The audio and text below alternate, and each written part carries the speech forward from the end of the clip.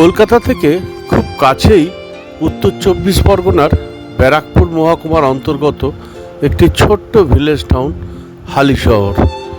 এই হালিশহরের ইতিহাস এবং এর সাধক রামপ্রসাদের জন্মস্থান হিসেবে অতি প্রসিদ্ধ। আজকে সেই হালিশহরের পথেই বেরিয়ে পড়েছিলাম তার কিছু ইতিহাস আর এই রামপ্রসাদের ভিটের দেখার উদ্দেশ্য নিয়ে। এই সকালবেলায় বেরিয়ে এই গন্তব্যস্থলে পৌঁছাতে শিয়ালদা থেকে মাত্র 1 ঘন্টার রাস্তায় আমরা কিন্তু প্রায় বেরিয়েই পড়তে পারি।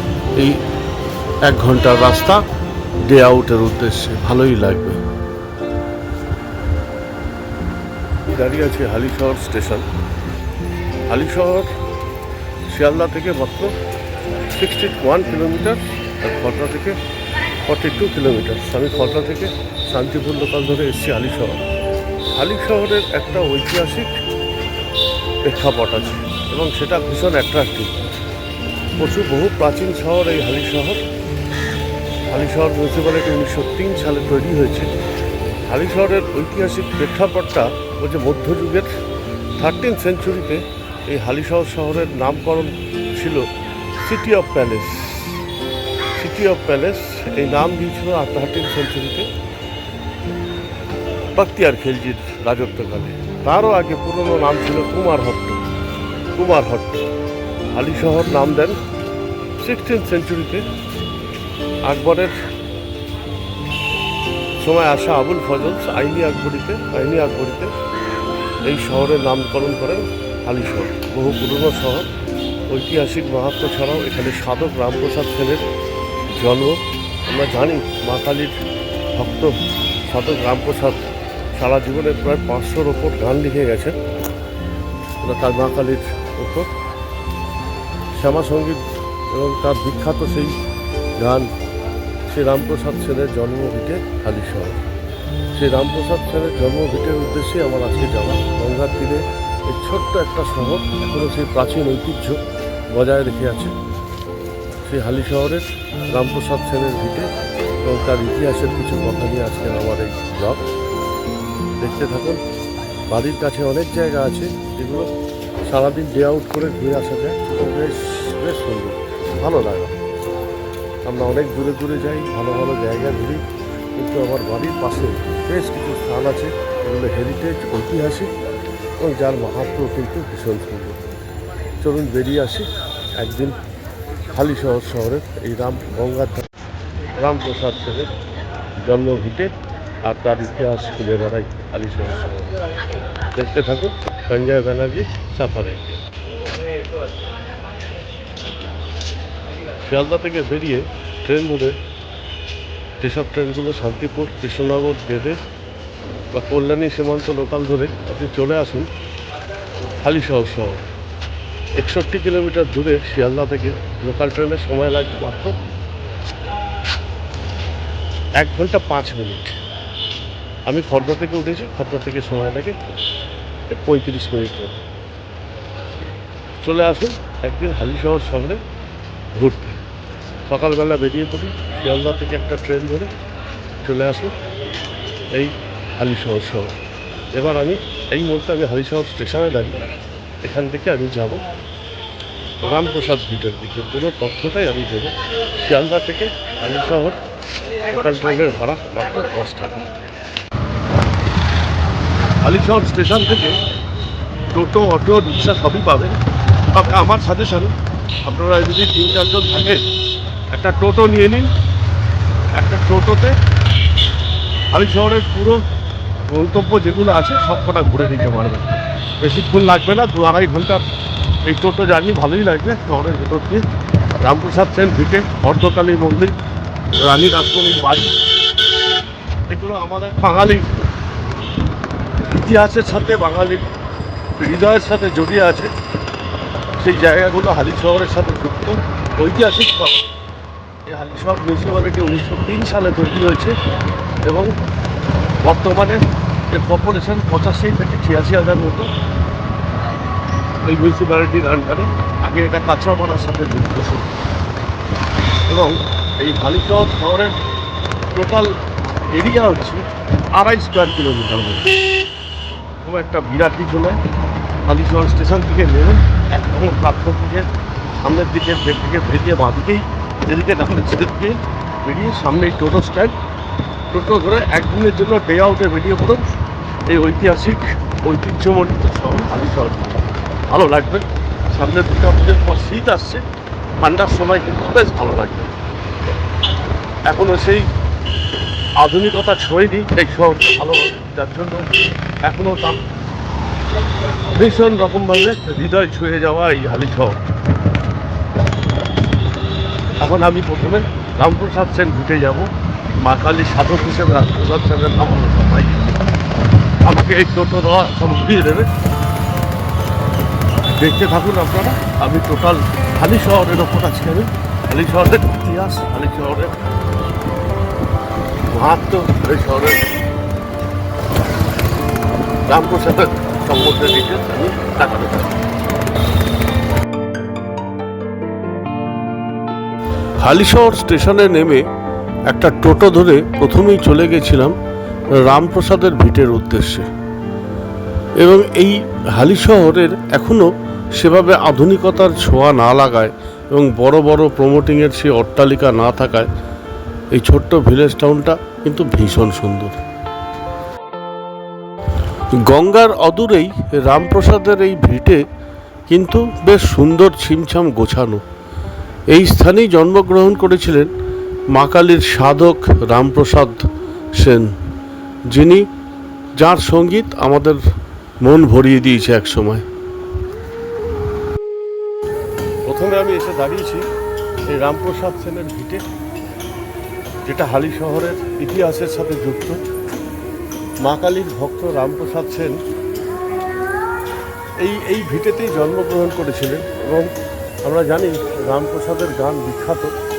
প্রায় 500-র ওপর গান উনি লিখে গেছেন এবং তার সাধক রামপ্রসাদ হিসেবে আমরা জানি কালীর সব থেকে ভক্তের মধ্যে একজন ছিলেন এই রামপ্রসাদ সেন।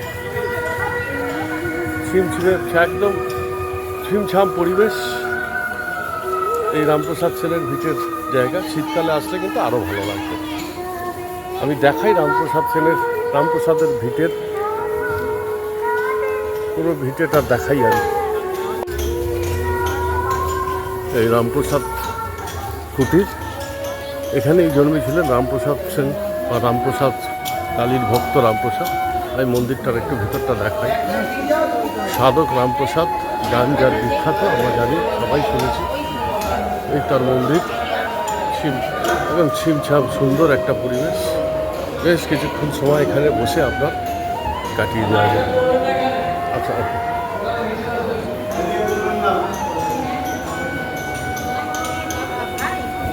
বাইরের ভিতরটা ছবিটা তুলতে দেবে না, বাইরে থেকেই দেখাই। আমি পুরো মন্দির চত্বরটা দেখাই, ভালো লাগবে। খুব নিরিবিলি শান্ত একটা পরিবেশ। ছোট্ট একটা মন্দির পরিসর, কিন্তু ভীষণ টাচি। আপনার ভালো লাগবে এখানে বেশ কিছুক্ষণ সময় মন্দির চাতালে বসে। মায়ের মন্দিরও আছে এখানে।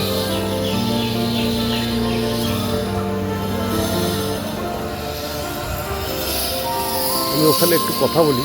এখানে ভোগ বিতরণেরও ব্যবস্থা আছে, বসে ভোগ খাওয়াও যায়, সেই ব্যাপারে একটু। এটা কমিউনিটি সেন্টার, এখানে টয়লেটও আছে, বসার রেস্টুরেন্টও যাতা আছে। এখানে বিজ্ঞপ্তি দর্শনার্থীদের জন্য আছে, খাবার জলেরও ভালো সিস্টেম আছে, এখানে বসানো আছে। রামপ্রসাদ সেনের এই ভিটিতে ভোগ বিতরণ হয়, একটার পর খাবার বিতরণ হয় এবং তার জন্য আপনাকে 9টা থেকে 10টার মধ্যে কুপনটা নিতে হয়। এইখানে ভোগ বিতরণ হয়, বসে খাওয়া যায়। সুতরাং আপনি যদি এখানে আসেন সকালবেলা 9টার মধ্যে ঢুকে, রামপ্রসাদ ভিটেতে ঢুকে দর্শন করে ভোগের টিকিটটা কেটে আপনি চলে যেতে পারেন। বাকি সাইট সিন যেগুলো জায়গা আছে সেগুলো ঘুরে এসে একটা সময় এখানে ভোগ খেতে পারেন। ভীষণ সুন্দর লাগছে। এই রামপ্রসাদ সেনের ভিটে থেকে আমি একটু গঙ্গার ধার হয়ে যেমন রাসমণির জন্মস্থান ভিটে। রামপ্রসাদ সেনের কুটিরের থেকে সামান্য দূরেই গঙ্গার ঘাট, আর এই সেই রামপ্রসাদ স্নানের ঘাট। রামপ্রসাদ স্নানের ঘাট, যেখানে রামপ্রসাদ মায়ের মূর্তি নিয়ে গঙ্গায় বিলীন হয়ে গেছে। এই ঘাট আমি দেখাচ্ছি।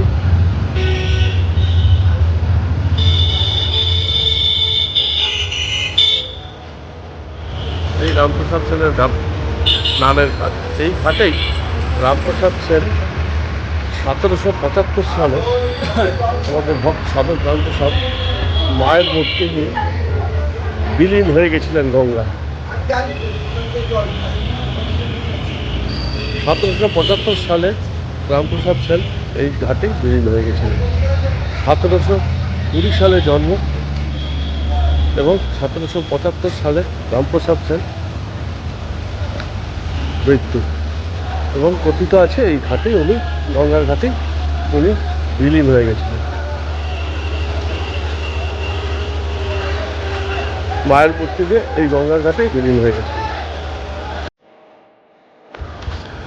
রামপ্রসাদের ভিটে থেকে কিছুটা সামান্য এগোলেই গঙ্গার ঘাট পড়ে, যেটা রামপ্রসাদ ঘাট নামে পরিচিত।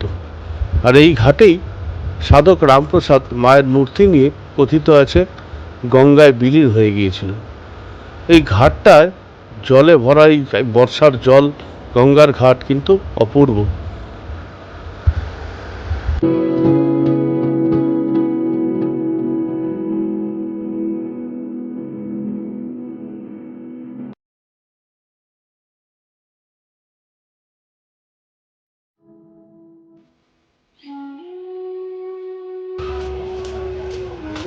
রামপ্রসাদ সেনের স্নানের ঘাটের অদূরেই এই নিগমানন্দ আশ্রম, ভীষণ সুন্দর আশ্রমটা।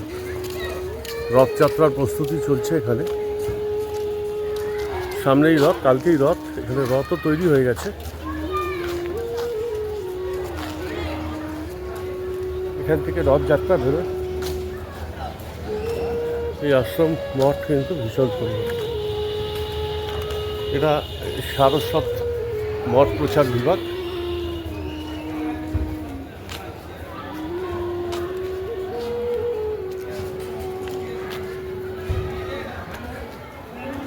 নিগমানন্দ আশ্রম, এখানে একটা কমিউনিটি হল মতো আছে। এখানে সম্ভবত এটা জগন্নাথ, বলরাম, সুভদ্রার মন্দির, পুরীর নদীর আদলে তৈরি, একদম ওইভাবেই তৈরি, তিনজনের মন্দির।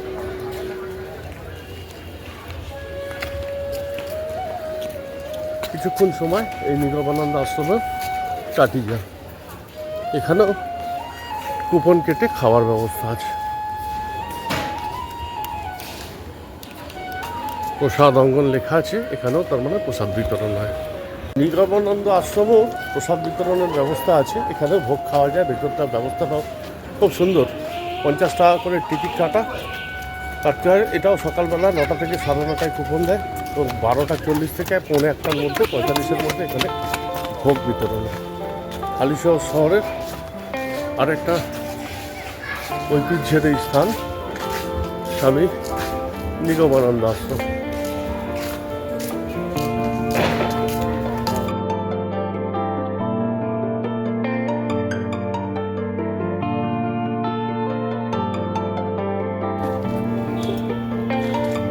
সামনেই শ্রী শ্রী নিতাই গৌরাঙ্গ, মানে চৈতন্যদেবের শ্রীবাসঙ্গন। এখানে লেখা আছে দেখুন, কুমারহট্ট, মানে হালিশহরের প্রথম নাম যখন কুমারহট্ট, এই মহাতীর্থ হিসেবে এখানে চৈতন্যদেবের শ্রী শ্রী নিতাই গৌরাঙ্গের বাসধাম। সামনে ভীষণ সুন্দর একটা গ্রাম্য পরিবেশ, পুকুর, দুধারে বাড়িও আছে বেশ ভালো ভালো। শ্রী চৈতন্য ধাম।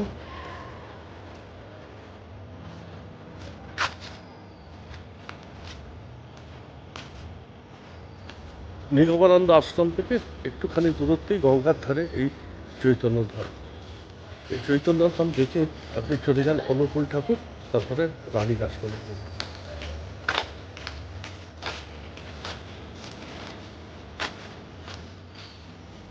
শ্রী চৈতন্য ডোবা, এই ডোবাটার নাম, পুকুরটার নাম ডোবা শ্রী চৈতন্য ধাম। এখানে চৈতন্যদেবের একটা মূর্তিও আছে, ভালো লাগে। একদিন সবাই মিলে এসে যদি ঘোরেন, সকালবেলা বেরিয়ে পুরো ঘুরিয়ে ভালো লাগে। স্বামী নিগমানন্দর আশ্রম দেখে আমরা চলে গেছিলাম চৈতন্য দেবের ভিটের উদ্দেশ্যে। তারপরেই বেরিয়ে গেছিলাম অনুকূল ঠাকুরের মন্দির, যেটা দুপুর হয়ে যাওয়ার জন্য বন্ধ হলো। আশ্রমটা কিন্তু রাস্তার ওপরে হলেও বেশ সুন্দর। আচ্ছা, এই যে জায়গাটা আমি এখন যাচ্ছি রাস্তাটা দিয়ে, রাসমণি ঘাট বা রানী রাসমণি জন্মভিটের, এই জায়গাটাই হচ্ছে ফুচকা গ্রাম। এখানে কিন্তু প্রত্যেকটা বাড়িতে ফুচকা তৈরি হয়। এই ফুচকা গ্রামে কি ফুচকা, দাদা ফুচকা গ্রামে কি সব কটা বাড়িতে ফুচকা স্টল? আচ্ছা আচ্ছা আচ্ছা আচ্ছা, এটা তো খুব নাম শুনেছি ফুচকা বাড়ি। এখান থেকেই দেয়? আচ্ছা আচ্ছা আচ্ছা আচ্ছা আচ্ছা আচ্ছা, তো ফেরার সময় একটু ফুচকা খেলে হয় খাওয়া পেলে। চলুন আমি আর আপনি একটু ফুচকা খেয়ে নেবো। হ্যাঁ আচ্ছা, এই ফুচকা গ্রামের নাম শুনেছিলাম, আজকে নিজের চোখে দেখলাম ফুচকা গ্রাম। আমি শুনেছি, নাম শুনেছি খুবই ফুচকা গ্রামের, আজকে নিজের চোখে। আচ্ছা আচ্ছা, এই সব ফুচকা গ্রামের। আচ্ছা, একদম রাসমণি ঘাটের ধারে ফুচকা ঘাট, সব ফুচকার জায়গা। বাহ, এটা তো বাড়তি পাওনা হয়ে গেল হালিশহর এসে এই ফুচকা ঘাট।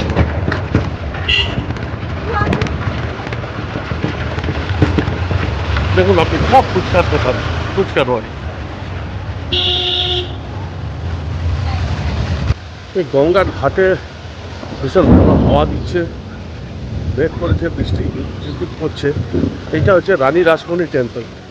গঙ্গার ঘাটে এই রানী রাসমণি টেম্পল, এবং একদম ধারেই এই দক্ষিণেশ্বর মন্দিরের আদলে তৈরি এই মন্দির, কিন্তু ভীষণ একটা ভীষণ সুন্দর লাগছে। আমি দেখাবো এই জায়গাটা, কিন্তু বহুক্ষণ সময় কাটানো যায়। এটাই রানী রাসমণির জন্মভিটে, হালিশহর শহরের স্টেশন থেকে গঙ্গার খুবই কাছে, গঙ্গার ধারে, এবং একটা ভীষণ ভালো গ্রাম্য পরিবেশ। এই জায়গাটা কিন্তু দেখবার মতো। দেখাই, তার সামনে যাই, বেশ ঝোড়ো হাওয়া দিচ্ছে। এই মন্দির রানী রাসমণি টেম্পল। একটু গঙ্গার ঘাটটার কাছেও যাই।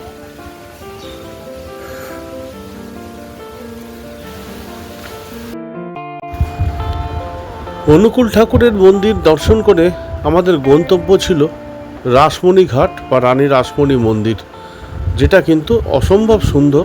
এবং এখানে দক্ষিণেশ্বরের আদলের মন্দিরের আদলে একটি মন্দিরও বেশ আকর্ষণ করবে।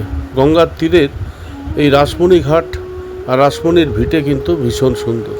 আর পথে পড়া ফুচকা গ্রাম ছিল বাড়তি পাওনা, আর তার সাথে গঙ্গার ধারে বসে ফুচকা খাওয়া। এই ঘাটে কিন্তু বহুক্ষণ সময় কাটানো যায়। গঙ্গার ঘাটে এই ফুচকা গ্রামের পাশে এই গঙ্গার ঘাটে কিন্তু ফুচকা টেস্ট করতে হবে, নাহলে বৃথা।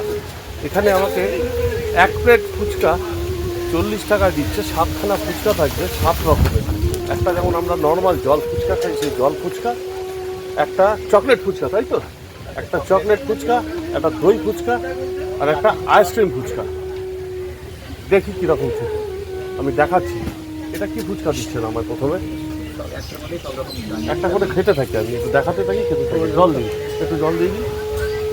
এটা হচ্ছে জল ফুচকা, তাই তো? ব্যাস, ঠিক আছে। এটা হচ্ছে আমাদের নর্মাল জল ফুচকা। দুর্দান্ত। এবার এটা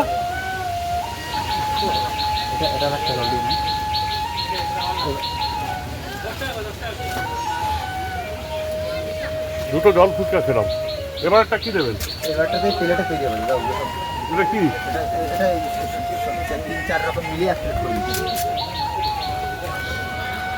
দুটোই দুর্দান্ত। এবার আমাকে চকলেট ফুচকা দেবে, আইসক্রিম ফুচকা, দই ফুচকা। দেখ, এই ফুচকাগুলো সাজাচ্ছে।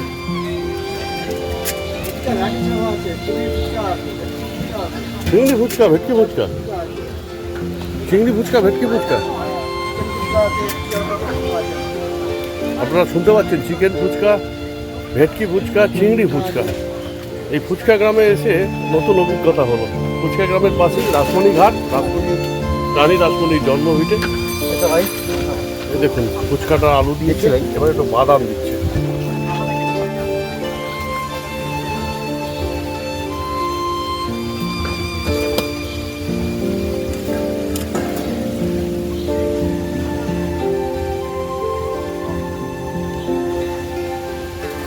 এটা মটর, এটা মটর দিল। এবার এটা জেলি, আচ্ছা জেলি ফুচকা আছে একটা, এখানে একটাতে জেলি ফুচকা দিচ্ছে। জেলি ফুচকা দুটো, তাই তো? আচ্ছা ওকে, ঠিক আছে, দুটো জেলি ফুচকা হবে। নেক্সট এটা হচ্ছে চকলেট ফুচকা, এটা হচ্ছে চকলেট ফুচকা, বা দুটো চকলেট ফুচকা। নেক্সট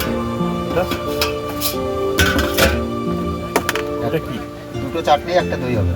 দুটো চাটনি? হ্যাঁ, দুটো চাটনি ফুচকা একটা দই ফুচকা। আজকে ফুচকা কি বলে? আইসক্রিমটা এখন আসেনি। আচ্ছা আজকে ফুচকাটা খাওয়াতে পারছেন না, একটা দই ফুচকা, একটা চাটনি ফুচকা। এটা দই হচ্ছে, একটা দই ফুচকা হচ্ছে। বাহ, দুটো দই ফুচকা, একটা চাটনি ফুচকা, দুটো জেলি ফুচকা, আর দুটো ঝুড়ি দিল। এবার খেতে হবে। ধনে পাতা,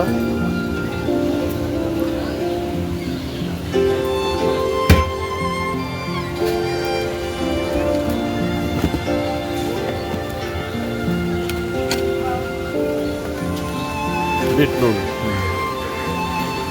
এবার আমি এটা খাবো, এখানে দিই।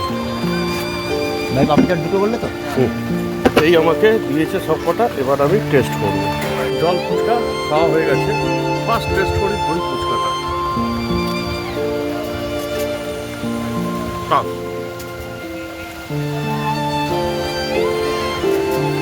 আটো তৈরি হয় বিভিন্ন রকমের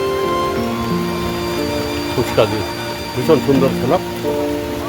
গঙ্গার ধারে বসে রাসমণি ঘাট থেকে ফুচকা খেয়ে এবার আমি যাবো সিদ্ধেশ্বরী মন্দির। গঙ্গায় ভরপুর জল, লোকে চান করছে, ভালো লাগে। হালি শহরের উল্টো দিকে বাস বেরিয়ে, হুগলির বাস বেরিয়ে। এই হালি শহর ভবনটা কিন্তু খারাপ না, ভালোই লাগছে। সকালবেলা বেরিয়ে আপনারা শীতকালে এটা ট্রাই করুন, বা বর্ষাকালেও ভীষণ সুন্দর লাগছে। অল্প অল্প বৃষ্টি পড়ছে, গঙ্গার ধার, রানী রাসমণি মন্দির এই পাশেই। হ্যাঁ ঠিক ঠিক, সন্ধ্যাবেলার দিকে, বিকেল সন্ধ্যাবেলা 4টা করে না। হ্যাঁ হ্যাঁ, বাহ, দারুণ সুন্দর জায়গা। এই ঘাটটা অসাধারণ। রানী রাসমণি ঘাটের এই ফুচকা গ্রামের পাশেই ফুচকা খাওয়া অন্যরকম অনুভূতি এনে দিয়েছে। এর কাছেই এই গোলকেশ্বরী কালী মন্দির, অর্থাৎ অর্ধকালী বলে, অর্ধকালী মন্দির, গঙ্গার তীরে অর্ধকালী মন্দির।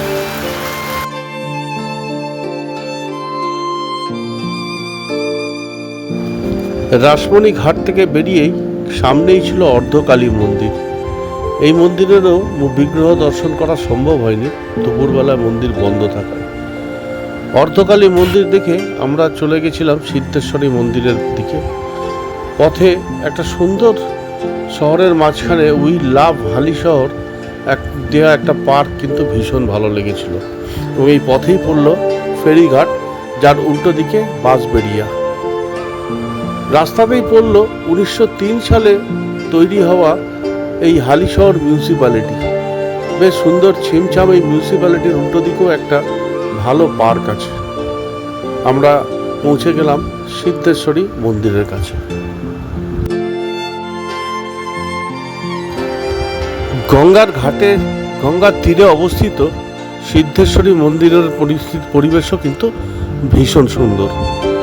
কথায় আছে, পৌরাণিক কাহিনীতে বলে, সিদ্ধেশ্বরী, শ্যামা সুন্দরী আর জগদেশ্বরী 3 বোন ছিলেন।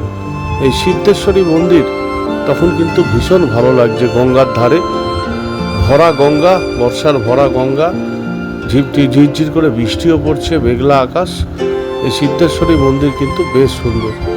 এই মন্দিরেও কিন্তু বেশ কিছুক্ষণ সময় কাটিয়ে নেওয়া যায়। আমরা সারা দুনিয়া ঘুরে বেড়াই, সারা দেশ দেখে বেড়াই, কিন্তু আমাদের ঘরের কাছেই বেশ কিছু জায়গা আছে যেগুলো সামান্য একদিন ছুটির দিন দেখে বেরিয়ে পড়লে কিন্তু বেশ ভালোই লাগে আমাদের। হালিশহর ভ্রমণ করে এবার আমি বাড়ি ফেরার পথে। এটা আপনাদের কাছে অনুরোধ, অনেকেই সবসময় দূরে যাওয়া হয় না, বাড়ির কাছে বেশ কিছু জায়গা আছে যেগুলো ইতিহাসকে সাক্ষী বহন করে এবং তার মাইথোলজিক্যালও ভীষণ গুরুত্ব আছে।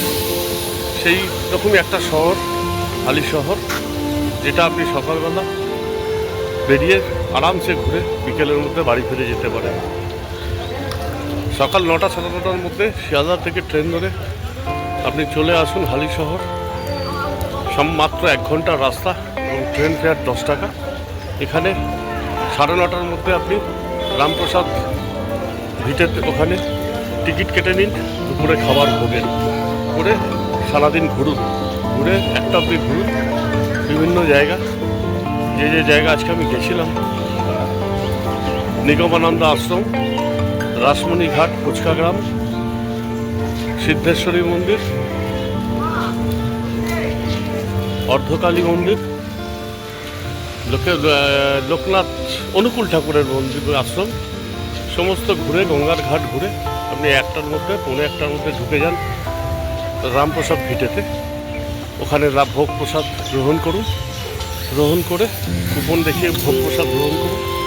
তারপরে আপনি কিছুক্ষণ ওই আশ্রমে সময় কাটিয়ে, রামপ্রসাদ ভিটেতে সময় কাটিয়ে চলে আসুন হালিশহর স্টেশন এবং সেখান থেকে ফিরে যান বাড়ি। ভালোই লাগবে। আগামী সামনে দুর্গাপুজো, তারপরে আস্তে আস্তে ঠান্ডার অনুভূতি শুরু হবে, সেই সময়টা কিন্তু ভীষণ ভালো লাগবে। আজকে যেমন মেঘলা আকাশ, মাঝে মাঝে বৃষ্টি, মন ভরিয়ে দিয়েছে আমার এই ঘোরা। আর গঙ্গার ভরা গঙ্গার জল ভীষণ ভালো লেগেছে। বেরিয়ে পড়ুন এরকম মাঝে মাঝে ছুটি ছাটার দিন দেখে, বেশ সুন্দর লাগবে। এরকম বহু জায়গা আছে আমাদের ব্যারাকপুর মহকুমা এবং উত্তর 24 পরগনার বিভিন্ন জায়গায়, দক্ষিণ 24 সব ডিস্ট্রিক্টেই আছে। চেষ্টা করব দেখানোর, বিভিন্ন জায়গায় এইভাবেই এক দিন একটা এক্সপ্লোর করব। ঐতিহাসিক স্থান, ভালো ভালো জায়গা এবং সেই সব জায়গাগুলোর পুরো পূর্ণ বিবরণ দেব। আজকে এই পর্যন্তই। সঞ্জয় ব্যানার্জি, সাফা।